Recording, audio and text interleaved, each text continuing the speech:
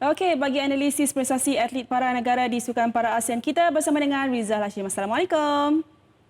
Waalaikumsalam warahmatullahi. Alright. Su, Okey. Dayang. Ya. Okey, semua sudah maklumlah Rizal, pada Selasa baru hari keempat Tamasya, kontingen para ASEAN ke Kemboja dah tepati sasaran 33 pingat emas. Hal yang sama kita lihat sukar bagi atlet yang bersaing di Sukan SEA tempoh hari, Rizal. Komen sikit. Kita sebenarnya ialah saya rasa kalau peminat sukan mungkin nak buat perbandingan kenapa atlet normal tidak dapat menepati ramalan atau sasaran dengan sekadar mengutip 34 pingat emas berbanding sasaran 40 pingat emas di Sukan SEA yang baru lalu, tetapi tim para ni berjaya lagi 2-3 hari nak habis Tamasya sudah pun menepati sasaran 33 pingat emas. Tetapi kita lihat juga ada beberapa perbezaan yang kita harus ambil kira di antara dua tamasya ini. Walaupun pada dasarnya kedua-dua kelompok atlet yang ada sebenarnya mendapat layanan yang sama. Sama ada dari segi latihan, dari segi faedah-faedah yang diterima oleh kedua-dua kelompok atlet ini sebenarnya sama, Su. Okey, potensi atlet para ni sudah pun buka mata ramai pihak sebenarnya, terutama sejak adanya wakil negara raih emas di Paralimpik. Dan keputusan di Kemboja membuktikan sekali lagi bahawa kumpulan ini kekal memiliki potensi besar. Jadi, macam mana Rizal lihat bentuk sokongan, bantuan dan perhatian yang diberikan setakat ini? Jujur sikit.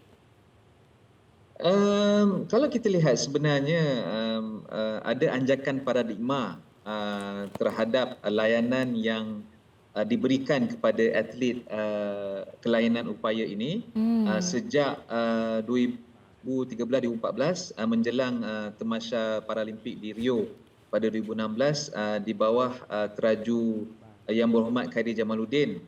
Dia sebenarnya yang memperkenalkan inisiatif ini agar layanan yang sama rata diberikan kepada atlet OKU.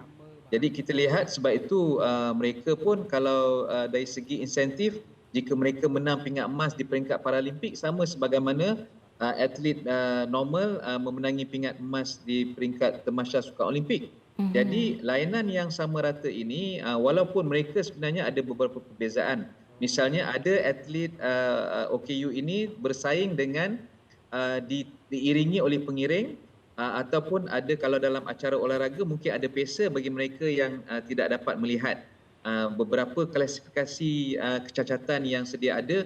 Misalnya kalau kita lihat untuk acara 100 meter, 200 meter dalam acara untuk atlet normal, ada atlet untuk 1 meter lelaki dan wanita. Tetapi untuk Paralimpik mungkin ada sehingga 11 atau 12 acara yang berbeza mengikut klasifikasi kecacatan.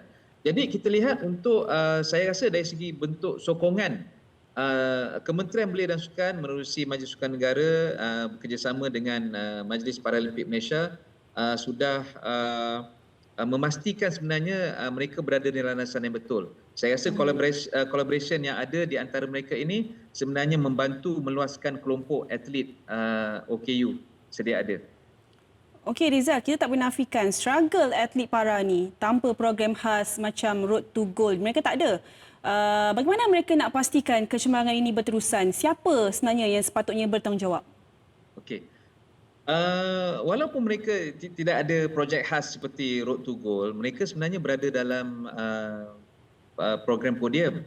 Mereka dianggap sebagai atlet elit dalam Sukan Paralimpik. Jadi mereka juga disediakan diberi semua layanan sama rata, diberi allowance yang sama, diberi program latihan yang sama. Cuma jika atlet dalam sukan-sukan biasa, Persatuan Sukan Kebangsaan menikmati pendemokrasian dalam membuat dasar dan keputusan bersama dengan Majlis Sukan Negara. Dalam acara Paralimpik ini sebenarnya saya rasa 80% kuasa atau autoriti itu berada di tangan Majlis Sukan Negara. Sebab itu mereka boleh MPM bekerjasama dan menyerahkan sepenuhnya saya rasa kepada Majlis Sukan Negara untuk mengatur program dan memacu pembangunan di peringkat Sukan Paralimpik ini. Sebab itu bagi saya kerjasama yang sedia ada ini menghasilkan kejayaan sehingga ke peringkat yang tertinggi. di peringkat Paralimpik. Jadi inilah kerjasama yang saya rasa agak berbeza sedikit kerana dalam sukan-sukan biasa, untuk persiapan Sukan Olimpik, Sukan Asia dan juga Sukan SEA atau Sukan Commonwealth, Persatuan Sukan Kebangsaan menikmati kebebasan untuk merangka dasar bersama dengan Majlis Sukan Negara yang menjadi funder, yang menjadi pembiaya untuk program. Jadi ini yang sedikit perbezaan yang ada menerusi keputusan-keputusan yang dibuat dalam jawatankuasa bersama Persatuan Kebangsaan. Okey, Rizal, akhir sekali, siapa atlet para yang berpotensi besar yang mungkin cukup menonjol di mata Rizal Hashim?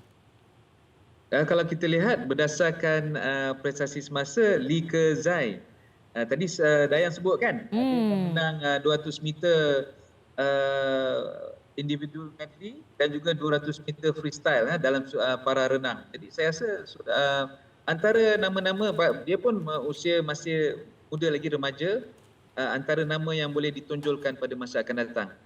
Dayang. Alright. So kita akan terus memerhatikan Lee Ke-zai ni macam mana masa depan dia nanti. Terima kasih Rizal. Terima kasih Rizal. Thank you. Assalamualaikum. Terima kasih kembali.